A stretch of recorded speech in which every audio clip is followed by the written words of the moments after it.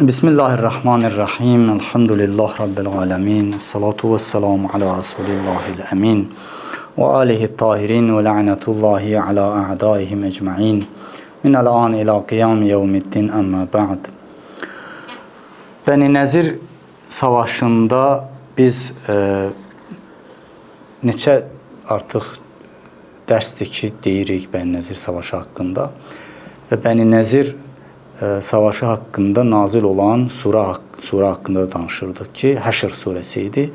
Həşr surəsində biz demək olar ki, Bəni Nəzir qəbiləsinə aid olan o hadisələri danışmışıq. Amma istəyirəm ki, bir neçə məsələ var ki, ona yenə də toxunum qısa olaraq. Burada Allah təbarək və Teala münafiqlərlə əlbir olmağın nəticələrini burada qeyd edib ki, yəni münafiqin ipi ilə quyuya düşmək olmaz. Əgər elə etsən, düşərsən quyuda, həlak olarsan. Allah təbarək və Teala burada Həşr surəsinin 15-20-ci ayələrində belə buyurur ki, كَمَثَلِ الَّذ۪ينَ مِنْ قَبْلِهِمْ قَرِيبًا ذَاقُوا وَبَالَ أَمْرِهِمْ وَلَهُمْ عَذَابٌ أَلِيمٌ.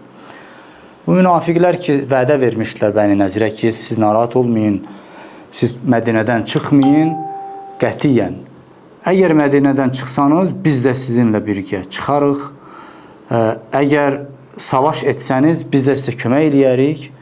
Narahat olmayın, biz sizin arxanızdayıq. Amma Həzrəti Peyğəmbər, İslam ordusu onları çıxartdı Mədinədən, münafiqlərdən də səs-səmir çıxmadı. Sanki heç onlara vədə verən onlar olmayıb.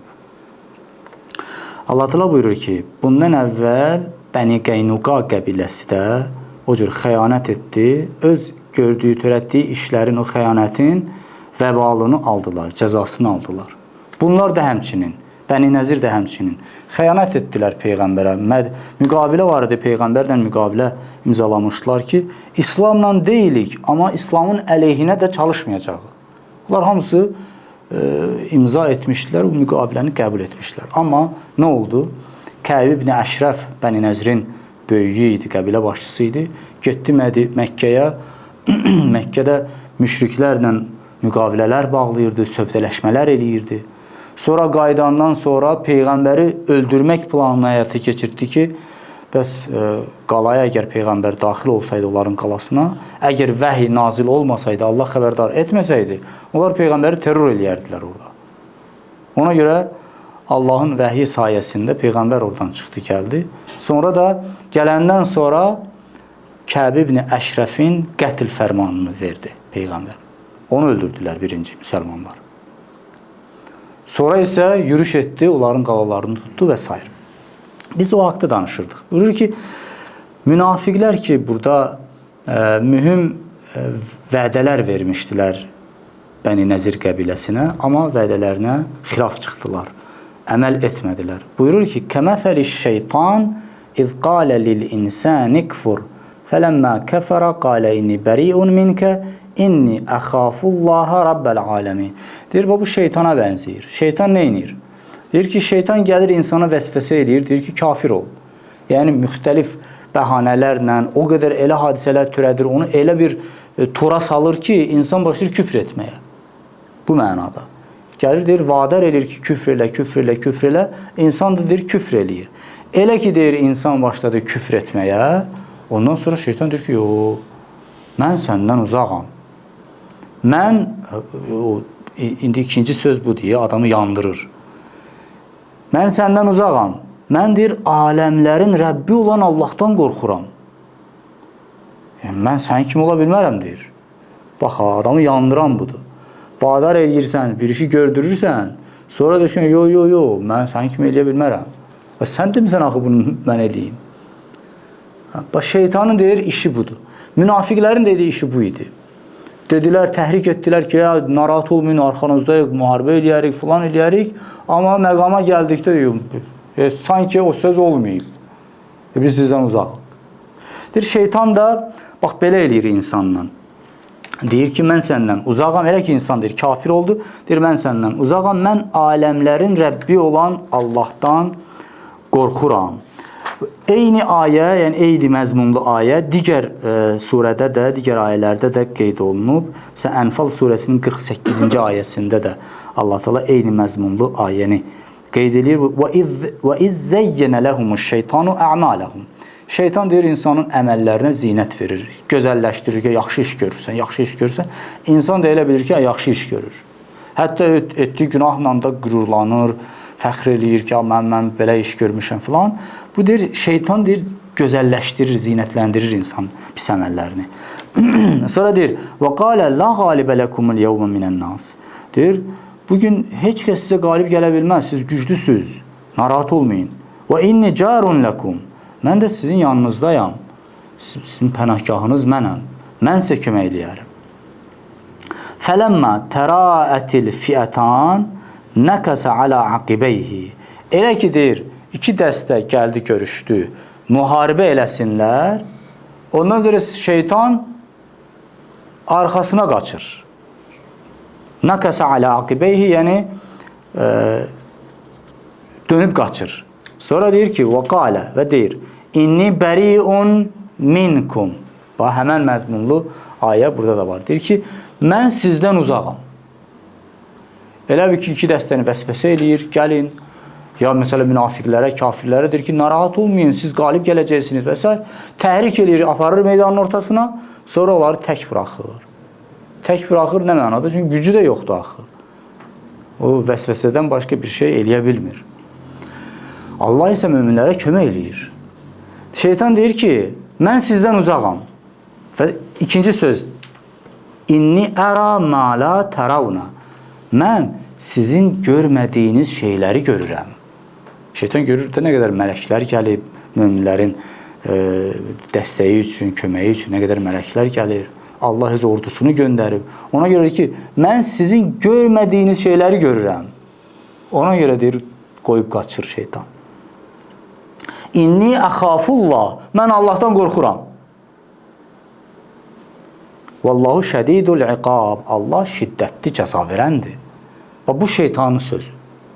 Elə ki, təhrik eləyir, aparır, küfrə çatdırır, meydana aparır səni, çıxardır, sonra da tək qoyur, deyir ki, mən Allahdan qorxuram. Allahı, insanı yandıran bu olacaq ki, o da Allahı misal gətirir. Deyir, Allahdan mən qorxuram. Qiyamət səhnəsində də qeyd olunub. Quran-ı Kerim buyurur ki, orada insanlarla iblis arasında bir mübahisə olacaq. İnsanlar deyərlər ki, iblis bizi azdırdı. Deyərlər ki, ey iblis, sən bizi azdırdın. İblis də deyir ki, xeyr, məni danlamayın. Özünüzü danlayın. Mən deyir, sizə vədə verdim. Amma xilaf çıxdım. Vədə xilaf çıxdım. Sözümü əməlləmədim. Və siz isə gəldiniz, deyir, mənə tərəf gəldiniz. Yəni, şeytan yalnız vəsvəsə eləyir. Vəssalam. Bu məzmunda digər ayələr də qeyd olunub. Deməli, burada bir dastan var, təfsir-i nümunədə Məkarim Şirazi ağa gətirir. Deyir, Bəni İsraildə bir abid var idi, Bərsisa adlı. Bərsisa adlı bir abid var idi. O qədər ibadət eləmişdi, o qədər şöhrəti yayılmışdı ki, deyir, insanlar öz xəstələrini gətirirlər onun yanına, o dua eləyirdi və sağalırdı. Xəstələr sağalırdı. Deyir, bir də şəhərdən, o da şəhərin kənarında yaşayırdı. Deyir, şəhərdə bir bacı xəstələnmişdi, xəstə idi. Qardaşlar götürdülər, öz bacılarını apardılar bu abidin yanına ki, onun evində qoydular ki, o dua eləsin, şəfa tapsın. Və gördülər ki, şəfa tapır, bir neçə gün orada saxladılar, özləri qayıtdılar. Abid də insanlar ona etibar eləyirdi, öz namuslarını da etibar eləyirdilər. Amma şeytan gəldi, başladı bunu vəsvəsə etməyə və o bir günah etdi. Günah etdi, sonra dedi ki, vay dad, əgər bu getsə, haradasa danışsa, onda mənim işim necə olacaq? Mənim bütün şan şöhrətim gedəcək, bütün hər şey qarışacaq bir-birinə. Ona görə neynəyim, şeytan yenə gəlir vəsvəsə eləyir. Deyir ki, Niyə narahatsan ki? Kim bilər ki, öldür, bastır bir yerdə. Deyərsən ki, çıxıb gedib mən bilməmişəm. O da öldürür, bastırır deyir bir yerdə. Qardaşlar neçə gündən sonra gəlirlər, axtarırlar, bacı yoxdur. Hara gidiyor, o da deyir ki, çıxıb getdi, o da mən bilmədim. Sonra necə olursa, orada görürlər ki, bir qəbir var, təzə qazılıb. Qazırlar, onu şübhələnirlər. Qazırlar, yox ki, bizim bacımızı öldürüb. Onu tuturlar və indi dövlətin məhkəməsi zadı hamısı qurulur. Məhkəmədə qərar çıxır ki, bu edam olunmalıdır. İndi dar ağacından kəndiri keçiriblər boğazına. Bu da kətilin üstündə, stolun üstündə, ayaqları da qalıb. Orada şeytan görünür bunun gözünə. Deyir ki, necəsən? Deyir, necə olaram? Görmürsən vəziyyətimi. Deyir, səni bu günə qoyan mənəm. Mənəm. Amma istəsəm səni, bax, xilas edə bilərəm. Deyir, necə xilas edərsən məni? Deyir, çox asandır əlimdə. Yenə deyirəm, səni bu günə qoyan mənəm. Sənin xilasın da mənim əlimdədir. Deyir, nə inirsən elə, məni xilas elə. Deyir, problem yoxdur. Bir dənə səcdə elə mənə. Mən səni xilas edeyim. Deyir ki, belə vəziyyətdə necə səcdə edeyim? Deyir, yox, əyilməyə ehtiyac yoxdur. Bir gözünü qırıb səcdə niyyəti ilə mənim üçün. Vəssalam, səni xilas edəyərəm. O da deyir, başlayır elə gözünü qırpır, səcdə eləsin şeytana. Ondan sonra ayağı üzülür və asılır, edam olunur. Oraya qədər şeytan əl çəkmir insanlar. Deyir ki, aparır küfr sərhəddinə, kafir elətdirir onu, sonra deyir ki, mən səndən uzağam. Bax, deyir, o Bəni Nəzir də münafiqlərin o yağlı sözlərini aldandı və nəticədə göz qabağında oldu ki, onlar vətənlərini tərk eləyib getdilər. Sonra buyurur, فَكَانَ عَاقِبَتَهُمَا أَنَّهُمَا فِي النَّارِ خَالِدَيْنِ فِيهَا وَذَلِكَ جَزَاءُ الظَّالِمِينَ. Hər iki qəbilə, bundan əvvəl də xəyanət edən qəbilə, indiki qəbilə də, Bəni Nəzir də, hər ikisi deyir, cəhənnəmdə olacaqlar və əbədi qalacaqlar. Özü də bu zalimların cəzasıdır. Sonra buyurur, ey iman gətirənlər, Allahdan qorxun, təqvalı olun. وَلْتَنْظُرْ نَفْسٌ مَا قَدَّمَتْ لِغَدْ.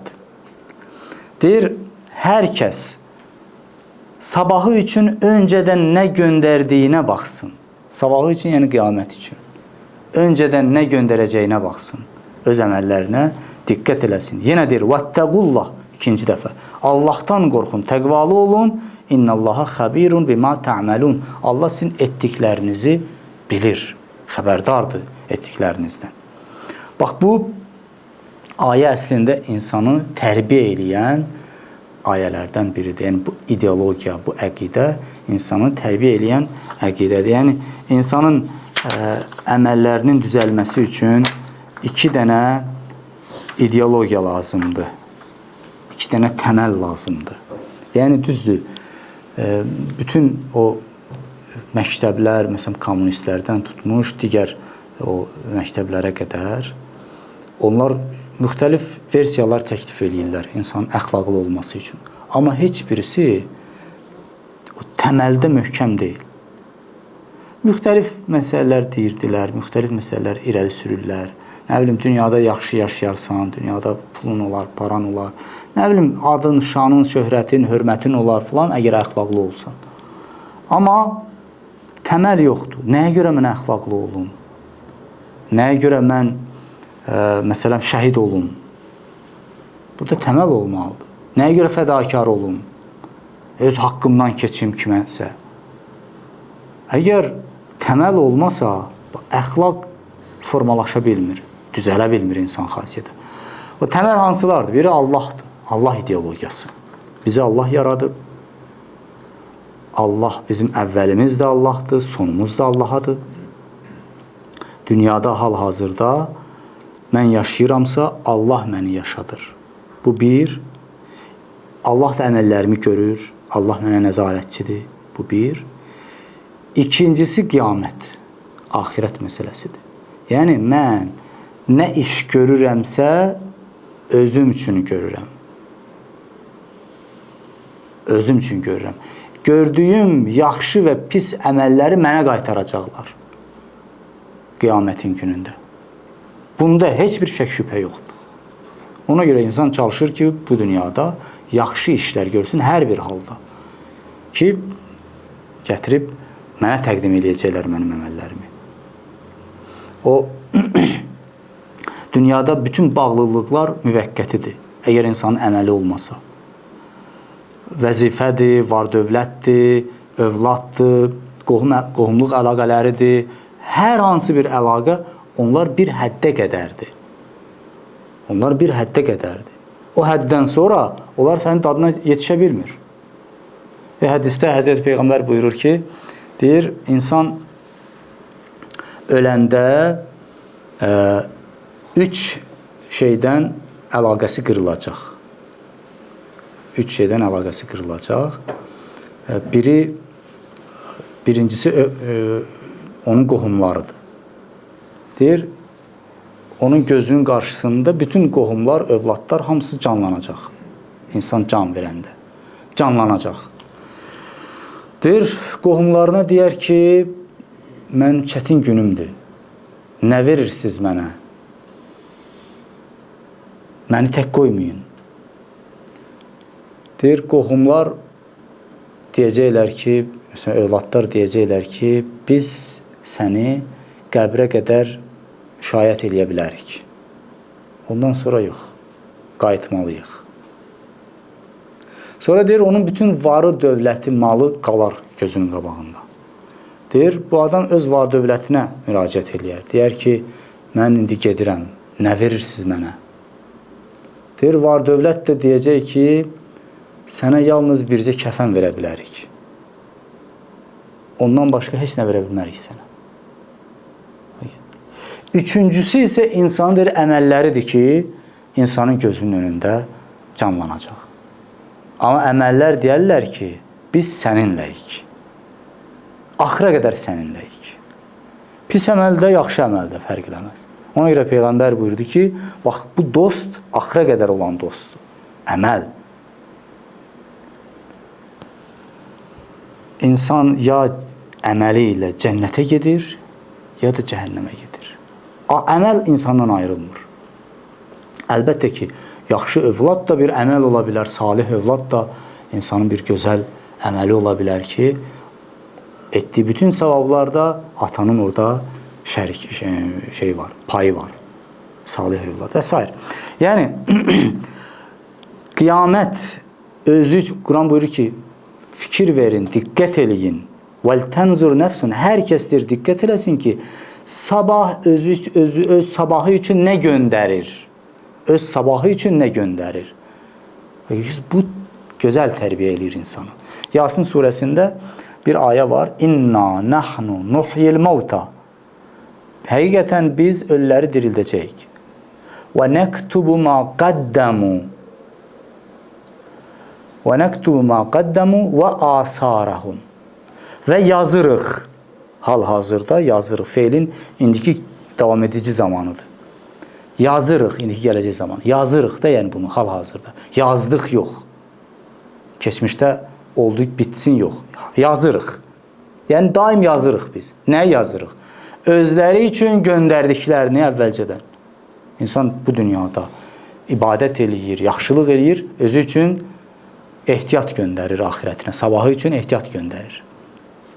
Deyir Allah təala ki, onu da yazırıq və asarahum və qoyub getdiklərini də yazırıq. Asar odur, əsərlər yəni, qoyub getdikləri. Ona görə Həzrəti Peyğəmbər buyurur ki, insan öləndə əməl dəftəri bağlanar. Amma 3 əməl var ki, o daim yazılacaq. İnsan öləndən sonra da onun kitabı açıq qalır, onun yazısı açıq qalır. Hansıdır? 1. Sədaqatun cariyə. Davam eləyən, faydası davamlı olan bir sədəqə, bir yaxşılıq. Məsələn, su çəkdirmirsən bir yerə. Nə qədər insanlar oradan faydalanırsa, sən dünyadan köçsən də Yenə də onun savabı sənin üçün yağır. Yol çəkdirmirsən, məktəb tikdirmirsən, məscid, təmir və s. və ilə axır. Xeyirli bir iş görmüsən. Deyir, o nə qədər davam edirsə, Allah sənin üçün yazacaq. Sən dünyadan köçsən də belə. Bir bu. 2. Peyğəmbərimiz buyurur ki, faydalı bir elm qoyub gedibsə, yaxşı bir əsər yazıb, yaxşı bir, məsələn, tələbə oxutdurub, bu da bir elmdir. Elm qoyub gedib. Yaxşı bir kitabın çapı üçün, məsələn, bir maddi yardım eləyib. Hər hansı bir şey, faydalı bir insanlara fayda verəcək bir elm üçün hər hansı bir iş görübsə, insan dünyadan köçsə də onun üçün savab yazılacaq. Üçüncüsü isə salih evlad. Əgər bir atanın gözəl, salih, əxlaqlı bir evladı varsa, Allah təbarək və teala onun bütün savablarında atanı da şərik eləyir. Yəni, övlad nə qədər yaxşı iş görsə, ataya da Allah təala savab verir. Hətta ata dünyadan köçsə də onun dəftərinə yazır. Bax, bu 3 əməldə dəftər bağlanmır, Peyğəmbər buyurur. Və Yasin surəsində də biz gördük ki, asarəhum da deyir. Yəni, onların qoyub getdiklərini də biz yazırıq. Allah uzaq eləsin, biri də pis iş görüb, məsələn, qoyub gedib, onu da Allah təala yazır. Yəni, təkcə yaxşılar yox, pislər də yazılır. Allah uzaq eləsin. Ona görə Quran-ı Kərim buyurur ki, bu nifaqdan, bu xəyanətkarlıqdan uzaq olmaq üçün bir şey insan dadına çata bilər. O da qiyamət etiqadıdır, axirət etiqadıdır. Sən nə edirsənsə özün üçün, öz sabahın üçün göndərirsən. Ona görə buyurur ki, hər kəs, deyir, ey iman gətirənlər, Allahdan qorxun və hər kəs sabahı üçün nə göndərirsə ona diqqət eləsin. Ona diqqət eləsin. Və yenə buyurur ki, Allahdan qorxun, təqvalı olun.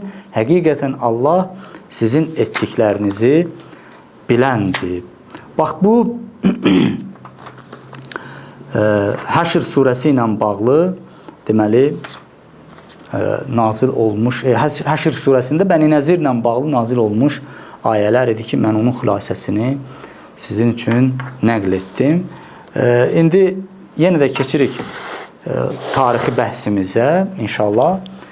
Deməli, hicrətin 4-cü ilində bu hadisələr baş verdi. Bəni Nəzir qəbiləsinin hadisəsi baş verdi hicrətin 4-cü ili. Yəni, Ühüddən sonraki hadisələrdir. Bu ildə çox belə gözə çarpan hadisələr baş verib. Hansıdır? Məsələn, İmam Hüseyin əleyhissalam bu ildə dünyaya gəlib. Hicrətin 4-cü ilində. İmam Hüseyin əleyhissalam Şaban ayında deməli dünyaya gəlib. Ondan sonra hicrətin 4-cü ilində şərab, yəni içki haram edilib.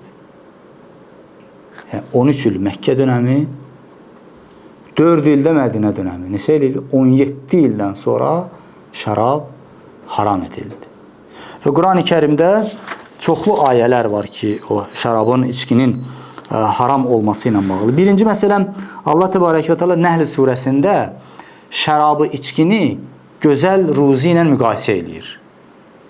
Buyurur, deyir, siz xurma ağaclarının meyvəsindən və üzümlərdən şərab və gözəl ruzi düzəldirsiniz. Təttəxizunə minhu səkəran və rizqan hasana. Deməli, həm üzümdən, həm xurmadan o vaxt düzəldirdilər də. Qədimdən bu şərabçılıq var da, məşğul olublar onunla. Allah Teala buyurur ki, bu xurmadan və üzümdən həmdir məst edici içki siz düzəldirsiniz, həm də gözəl ruzi. Bax, görürsünüz, məst edici içkini nə ilə müqayisə elədi? Gözəl ruzi ilə. Hələ haram olmamışdı ya. Birinci Allah Təbarək və Teala hazırlamaq istəyir cəmiyyəti ki, bax, şərab gözəl ruzi deyil. Çünki deyir ki, məst edici içki və gözəl ruzi. Deməli, məst edici içki gözəl ruzi deyil. Məst edici içkini gözəl adlandırmadı Allah Teala. Deməli, orada artıq müsəlmanlar başa düşdülər ki, Allahın xoşu gəlmir bundan. Yəni rəsmi şəkildə düzdür, peyğəmbər deyir deyə həmişə təbliğat aparıblar. Amma kəskin şəkildə bir haramçılıq desin eləməmişdi. Allah Teala burada Nəhl surəsində yavaş-yavaş deməli istəyir ki, müsəlmanlar artıq bilsinlər Allahın baxışı nədir, istəyi nədir. Allah Teala onu pak, yəni yaxşı adlandırmadı. Mənası odur ki, o pisdir. Çünki deyir ki, spirt, məst edici içki və gözəl ruzi. Deməli, o gözəl ruzi deyil. Birinci bu nazil oldu. Sonra isə Bəqərə surəsindən 219-cu ayə nazil oldu. Ya Rasulum, səndən içki və qumar haqqında sual edirlər. Yəsəlunəkə anil xəmri vəl-məysir. İçki və qumar haqqında səndən soruşurlar. De ki, onlarda deməli həm fayda var, həm də böyük günah var və günah var. Sonra buyurur ki, günahı faydasından daha çoxdur. Görürsünüz? Günahı faydasından daha çoxdur. Burada da hələ bir kəskin şey yoxdur. Sadəcə izah eləyir Allah Teala hələ. Deyir ki, siz ki, məsələn, ola bilsin kimsə ticarət eləsin, ola bilsin ki, məsələn, bundan nəsə fayda götürsün, amma bilsin ki, bunun günahı, zərəri, ziyanı faydasından daha çoxdur. O cəmiyyəti məhv eləyir. O insanları məhv eləyir, onların təfəkkürünü, şuurunu və s. O günaha yol açır. O günahların açarıdır. Sən ola bilsin 2-3 manat qazanasan bundan, amma sən qazanırsan, bu cəmaat xarab olur axı. Cəmaat məhv olub gedir. Və cəmiyyət olur günahkar bir cəmiyyət. Özündə olmadı, məst adamdır. Adam da öldürə bilər, hər şey eləyə bilər. Yaxşı. Ona görə Allah Təbarək və Teala buyurur ki, bəli, siz düşünərsiniz ki, faydası var, bəli, faydası var. Amma günahı faydasından daha çoxdur. Bu onun iqtisadi tərəfi. Sonra gəldi, deməli,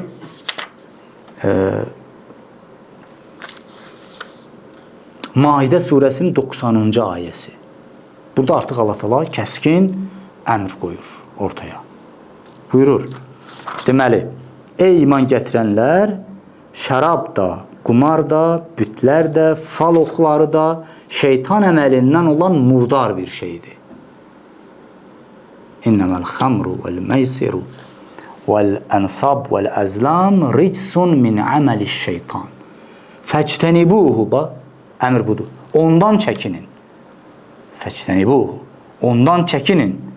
Bunlardan çəkinin ki, bəlkə nicat tapasınız.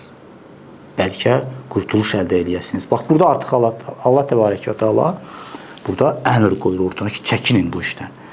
Sonra ayənin davamında var ki, şeytan içki və qumar vasitəsilə sizin aranızda ədavət yaratmaq istəyir, düşmənçilik yaratmaq istəyir və sizi namazdan yayındırmaq istəyir. Yəni, Allahın zikrindən yayındırmaq istəyir şeytan.